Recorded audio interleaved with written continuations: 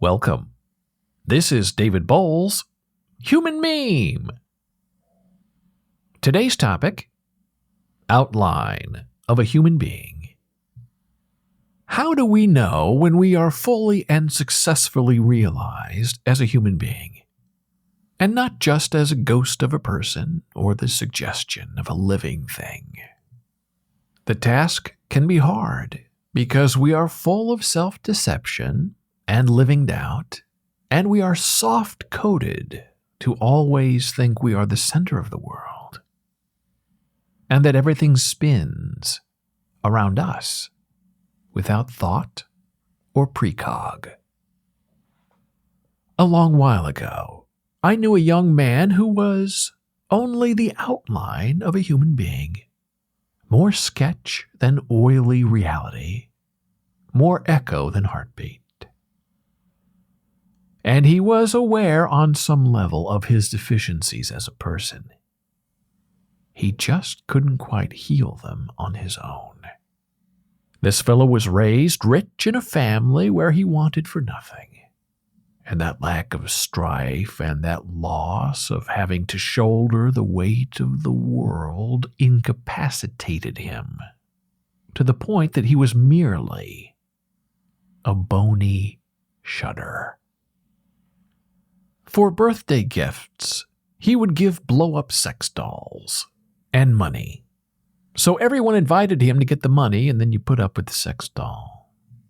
And it didn't matter your gender. You got a sex blow-up doll on your birthday. And he thought the blow-up doll gift was hilarious, even though he was the only one laughing in the party room. Then one year, on the advice of everyone he knew, this fellow gave a book of poetry as a birthday gift.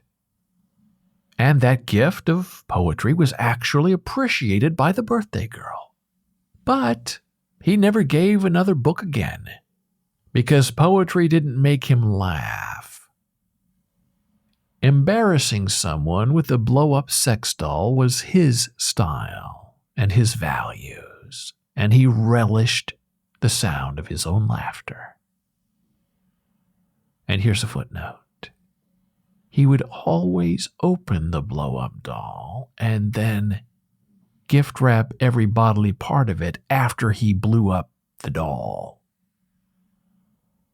And maybe it was that intimacy of that unwrapping and blowing up that was the fun of it all for him, really. And yes, this friend was calculating, imperceptive, cunning, and clever, and none of those is a compliment when you live in the Midwest, because you're seen as a self-interested manipulator, and that is never a good thing. Well, my sort of friend never hesitated to call in his parents to his rescue when he felt slighted or ignored or wounded. "Do you know my parents?" he'd ask in a rage when offended. "I'm having my dad call, then you're in trouble." He'd babble that into the phone, meaning every cruel moment of it. And those threats were coming out of the mouth of a 21-year-old college senior. And those threats were real. Nothing invoked and spoken was ever not done. If he said it, it happened. And it never worked out well in the end for anyone who ever had to touch in with that little local dictator. And growing up in the Midwest, sometimes it's better to go along than to get along. And there are those who will expose that gentleness of spirit and try to wrench it to their ultimate advantage. Now, I was immune to his parents' threat because he'd used it on me repeatedly many times in the past, and I really just didn't care. I wouldn't answer the phone when they called. So he strategically and quite cleverly swang the other way around and overweened me and overcomplimented me, thinking that that would help him get his way. And get his way with whatever. It didn't matter. A piece of pizza, a videotape, a friendship. And one day, this friend demanded a copy of a project I was working on. And when I was not interested in giving him my copy, he sicked his dad on me and then threatened to call the local television station to force me to comply with his wishes.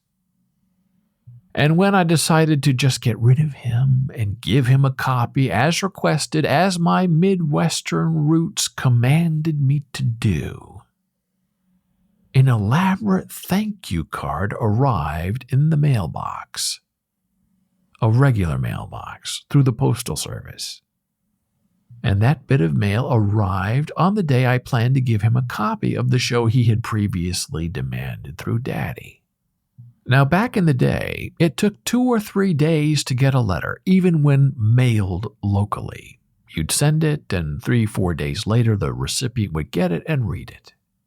So this scheme of his, this thank you note plan of his, took a week of pre-planning for him to think he would get his way.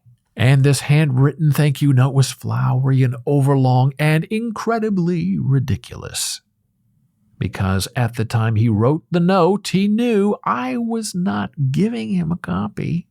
And so, in his usual manipulative way, he decided to thank me in advance for the copy he didn't have and didn't expect to have. But he got the copy anyway, and so looked ridiculous for the thank you note that arrived before he knew his wish was being fulfilled. And all of that confirmed every right intention of his massive manipulation scheme and revealed him to be just the sort of outline of a human being that we've been describing in this Human Meme podcast. That fellow was an outline of perhaps a being, not even a précis of a person, just a barren one-word line, a listicle of what a person should hope to become in order to own a right life. Then, just as you'd expect, when I was through and done with him, as this suggestion of a friendship was unfolding and refolding, he mistakenly, on purpose, left me out of the credits of a TV show I'd worked on with him for 6 months. Was it payback or a putting in place? Well, in the end, it didn't matter because I no longer cared, and I expected nothing less of him than to be brutal and petty and non-sacred, and I was not disappointed. That cipher of a person also never knew how to greet people. Shake hands, hug, kiss, slap on the back, and he always chose wrong. Punching women, kissing men, slapping dogs and cats. He really didn't know how to read people or animals. And that's a difficult task when you're just a mountain of spontaneous bullet points. And in the end, then as now, I do feel for him. Always working an angle, always checking over his back. He wanted to be friends, but he didn't know how to sustain a friendship. And so he just decided who his friends were. And it didn't matter if those people cared to be on that friendship list or not. His decision, his conclusion. And with that, you always had the sense you were being used for his advancement and his convenience. You were merely a pawn to be played in his larger chess match. And he'd never queen you for reaching the 8th rank. He'd only let you advance as a bishop if you were advancing his best interests. There was always an angle to be worked. You were a chess piece for manipulation and placement in his endgame. And so, in closing, my human meme friend, we know we must become a full person in the coloring of our lives with the suffering of others, and by the fulfillment of understanding which we cannot comprehend.